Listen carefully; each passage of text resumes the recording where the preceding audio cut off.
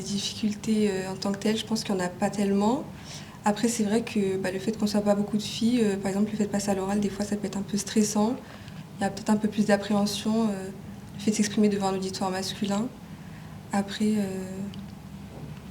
il n'y a pas forcément d'aspect négatif. on n'a pas de difficulté par rapport aux autres.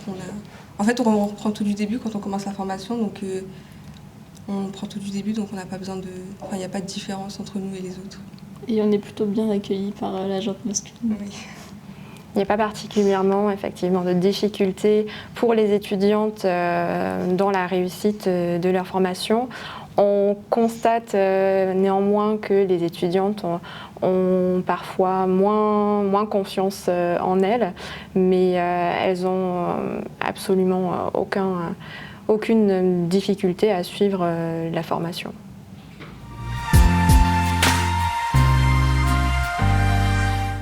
Du coup, de la même manière, il n'y a pas vraiment d'atout à être une femme. On y arrive comme les autres. Comme on reprend tout du début, je pense pas qu'il y a vraiment d'atout d'être une femme. Oui, pareil, je pense qu'il n'y a pas d'atout. On y arrive tout aussi bien que des hommes. Même au niveau des notes, on est plutôt bien placé dans la promo. Et les garçons, ils nous mettent pas du tout de côté parce qu'on est des femmes. Voilà, on constate en général que les étudiantes ont quand même de très bons résultats dans l'ensemble des matières de la formation et pas uniquement dans les matières transversales liées à la communication, par exemple, aux langues ou aux mathématiques. Elles excellent vraiment dans toutes les matières technologiques comme théoriques. On remarque également qu'elles apportent souvent un bon équilibre dans les travaux de groupe, dans les projets, ou même lorsqu'elles sont en binôme ou trinôme dans la rédaction des comptes rendus de TP. Elles amènent une bonne structuration et un bon équilibre dans ces travaux en équipe.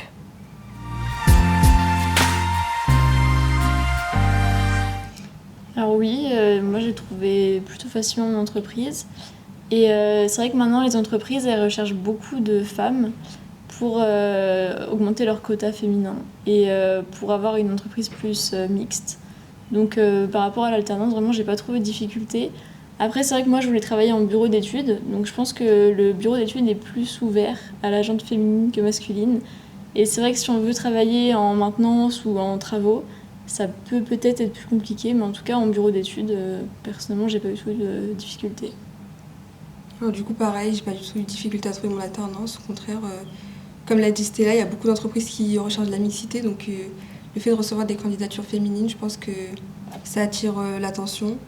Et puis, sinon, je pense que non, comme on n'a pas eu de désavantages ni d'avantages par rapport aux autres étudiants. On va retrouver quand même majoritairement les étudiantes en alternance plutôt sur des missions en bureau d'études. Il est vrai que sur les missions de terrain, pour le moment, les étudiantes sont un peu plus absentes sur ce genre de métier. Mais en tout cas, en ce qui concerne les travaux en bureau d'études, elles ont toute leur place et effectivement, les entreprises recherchent aussi la parité.